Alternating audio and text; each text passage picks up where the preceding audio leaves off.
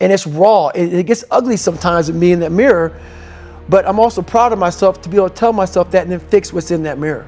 So the first thing about it is, once you realize it, and you have to realize it, you gotta call yourself out. Addressing it is very small. It doesn't go from like one morning this way, next morning I wake up and presto, 5 steps to greatness. No, it ain't that, brother. You read my book, this is hard work. It's every day, like right now. I had to be honest with you, man. I'm even shaking right now being on this show. I'm a big time introvert. How you address it is you face it.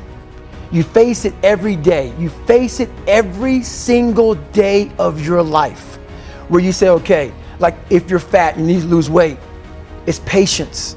It's patience in this fact of accepting who you are right now. I'm fat, I don't like myself. Accepting the fact that if you lose 3 or 4 pounds, that's a huge accomplishment. You have to live in your own fucking world. You cannot judge yourself. That's why social media and all these things are horrible. You can't judge yourself off of the so-called competition that we have made up in our mind. The things that how people look, how people act, how smart someone is. This is a race that you run completely alone. When you really sit back at your life and you are in that dark room and you're looking at where you started from and you tell yourself, God, dog, man, my mom is this way. My soon-to-be stepdad got murdered. My dad beat the shit out of me. I can't read and write to save my fucking soul. I've lied about it to everybody. I've cheated on all these tests. My God, man. And then you put a goal in your mind. How are you gonna feel, man, when you accomplish this goal coming from that shit? Coming from the fucking hell you came from. A lot of people start from a good starting point. They have a good foundation. What if you can surpass all of these motherfuckers? What if everybody who was fucking way up here started up here, and you started with no legs. You had to grow fucking legs to even start walking, and then crawling, and then running, and then you start passing people with all this given to them. I had to use all this negative shit that was making me weak and horrible as a person. I had to use this as the power that now fueled me. I had to flip it on its head and say, hold up, this might be exactly what I need. The darkness is exactly what I need. It's how you look at your situation. And I was looking at it all fucked up. There's a lot of power in that list. So in that list of who you are, what makes you fucked up, all these other things, it goes back to, once again, accepting.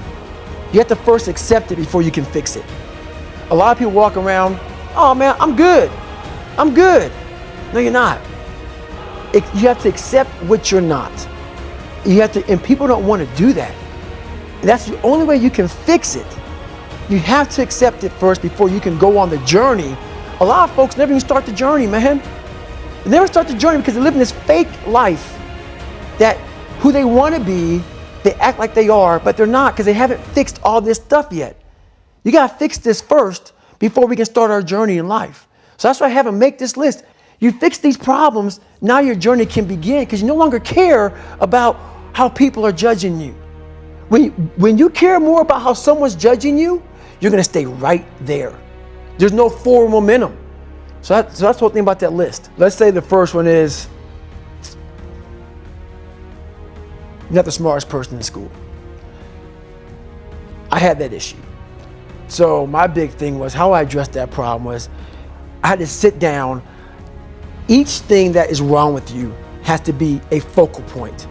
You can't look at this gigantic list and say, I gotta change all this shit. My God, this is crazy. No. You take off the first one. I wanna be smarter. For me, that was my thing. I have to become more intelligent. I have such a severe learning disability, man. I can't retain shit. I had to now get that one thing and then strategize in that one problem. How can I do this? I'm not gonna learn like you. I'm not gonna learn like anybody else. How am I gonna figure this out? So I then figured out, okay, where are my strengths here? Where are my weaknesses in learning?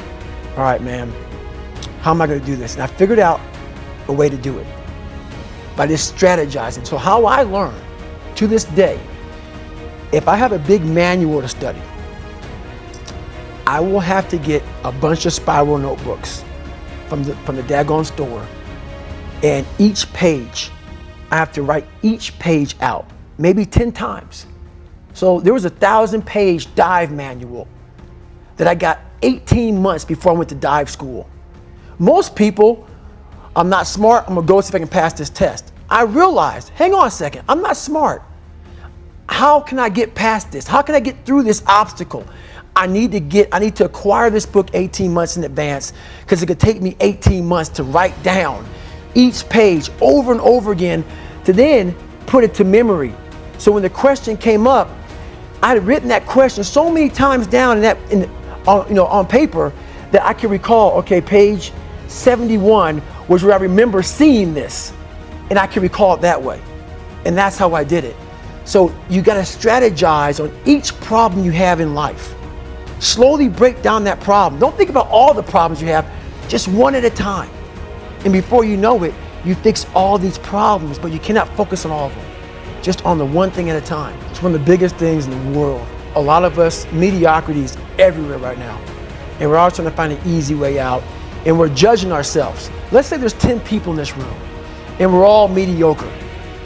But I'm the best of the mediocre people. I now think I'm great. I'm great. We surround ourselves around people that make us feel great. They tell us what we want to hear. The second we put ourselves amongst the uncommon people, we don't like that feeling. That challenging feeling of that person who's waking up at 3:30 in the morning and say, hey, put your shit on, we're going for a run. We don't like that challenge. We like that person who says, hey, you know what, man, I don't feel good today, man. And they say, oh, it's okay, brother. Take a day off, man, we'll get a pizza and shit, watch the game. We like that. We love that feeling. Why? Because you understand, man, we're good, bro. We don't want that motherfuckers like this. Hey, man, no, bro. Get your fucking shit on, man. Stop being a punk. We don't want that in our lives. We don't want that person who's constantly challenging our weaknesses. We want that person who's constantly, making us feel nice and good and secure in ours. That's the mediocrity of life. We want to be the best amongst the average people. People wonder, how do you stay hungry all the time? Because after I accomplish something, I don't sit back like a lot of guys who graduate buds, graduate this, graduate that. They get comfortable. They wonder why I'm getting weak, man.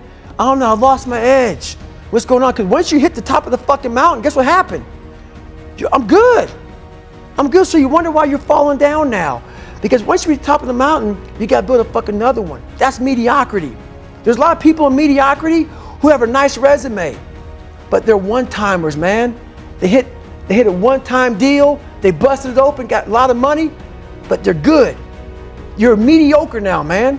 What are you fucking doing today, tomorrow, the next fucking day? That's why I'm listening to theorists.